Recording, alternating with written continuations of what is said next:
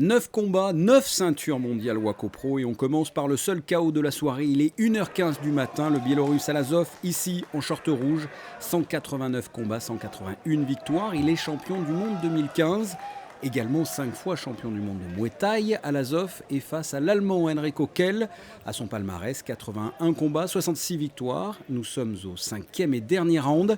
Ils sont frais comme au premier round. La rencontre sera très engagée, peut-être même un peu trop de la part de l'Allemand qui veut rendre coup pour coup, mais qui se découvre. Le Biélorusse s'engouffre dans les failles de l'Allemand à l'image de cette droite fulgurante.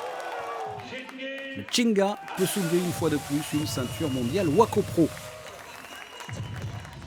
Autre très beau combat, et c'est une première à Monaco, une opposition féminine avec la française, short rouge, Anissa Meksen. Une dizaine de titres mondiaux à son actif, 95 combats pour 92 victoires. En face, la suédoise surnommée The Gun, 61 combats pour 41 victoires. Une rencontre à sens unique. La française a pris le dessus dès les premières secondes. La suédoise est régulièrement acculée dans les cordes.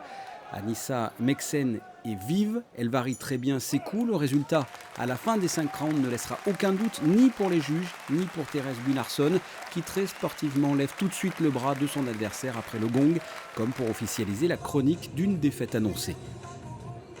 Autre ceinture mondiale qu'un Français a pu soulever lors de cette 3e édition, celle des moins de 66 kg 800 en short rouge, Salvador Dilan, opposé au combattant du Kyrgyzstan, Alexei Fedosev. Le Français met du cœur à l'ouvrage, il scie littéralement les jambes de son adversaire qui tombe et retombe. Fedosev n'en peut plus et ne tient plus debout, il abandonnera à la 4e reprise.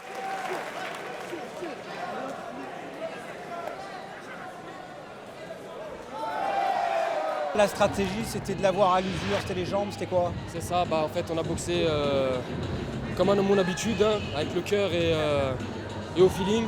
On a vu que les jambes, ils bloquaient pas, ça passait. À partir du 2e, on a vu ça commencer à rougir, venir violer un petit peu.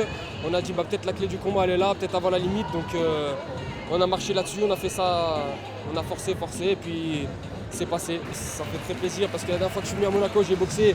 La ceinture, je devais la prendre, mais bon, les juges n'étaient pas d'accord. Donc voilà, aujourd'hui, ça fait plaisir de repartir avec ma ceinture. Autre combat à retenir sur ces 9 championnats du monde, celui qui a opposé le français Johan Lidon, dit le bûcheron en short rouge, au russe Datsi Datsiev, dit le prédateur. A noter que c'est une femme qui a arbitré ce combat, Michaela Gorachola. C'est suffisamment rare pour être souligné.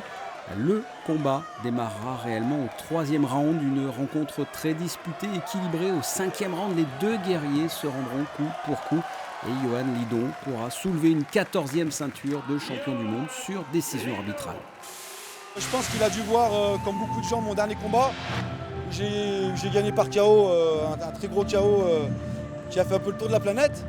Et je pense qu'il a dû voir que je travaillais très très fort et rapidement avec ma jambe avant. Et il n'a pas boxé comme il boxait d'habitude, parce que la plupart de ses combats que j'ai vus, c'est quelqu'un qui rentrait, et là il a fait tourner, voilà, pour m'éviter.